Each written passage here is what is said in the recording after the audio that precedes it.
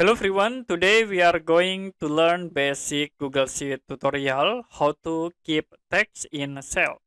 As example, I will create text. You can type A. I will create in here. And then if you want to keep this text only in A6 cell, you can use wrap tools. You can select the cell and then go to format menu, click on wrappings, and then you can choose wrap. So it will be automatically keep text in cell. I will create again in it. You can type T like this, and then you can go to format, click on wrappings, and then you can choose wrap.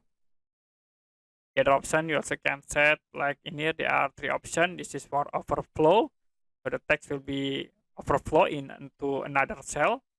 And if you use wrap, it will be automatically keep text in a cell, and you can clip also the text by clicking clip tools. If you resize this column, it will be show for the text, and this is to clipping the text. If you want to keep all text show, you can use the wrap tools.